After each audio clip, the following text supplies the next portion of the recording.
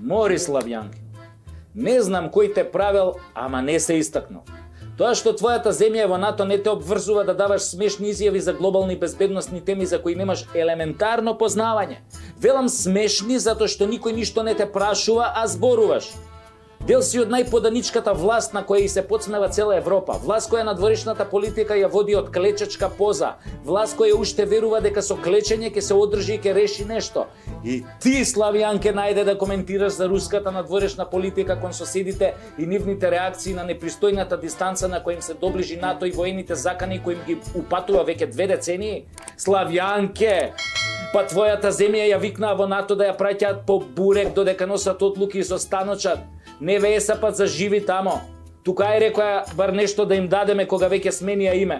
На квислинзи никој не им верува, славјанке, затоа и не сте вклучени во носењето на клучни одлуки и планови во НАТО. Па кажи дека ве бркале од состаноците таму кога носеле некои потајни одлуки. Па не е ова лажна вест, така, славјанке? Знам што зборам. Добро де, ајде, еве, не ве бркале, туку љубезно ве отстранувале. Ај сега вие таму излезете малце на едно цигарче надвор. А не ви веруваат ни тамове, затоа нема безбедносни сертификати за вас. Предавниците секој ги презира. И ти најде да зборуваш за Русија. Ама ли, славјанке?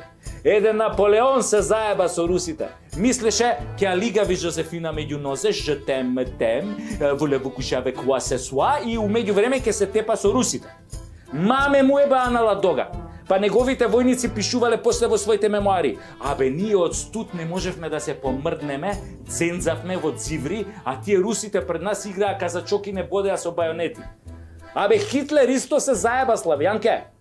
Хитлер си рече, ке си ја клецкам Ева Браун, ке си убивам евреи, ке им влезам на русите во Москва, а се случи обратното. Русите му влегоа дома во Берлин, а гордите нацисти и германци се молеа да ги заробат американци или англичани само за да не паднат во руски раце.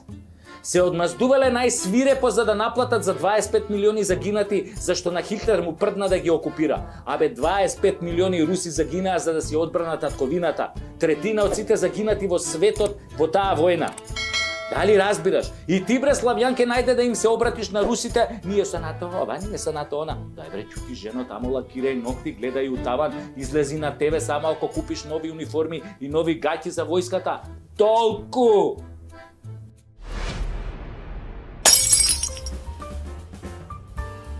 Тоа беше се за денес, народе. Се гледаме за неколку дена. И најважно, не заборавајте да се зачлените во каналот. Бесплатно е.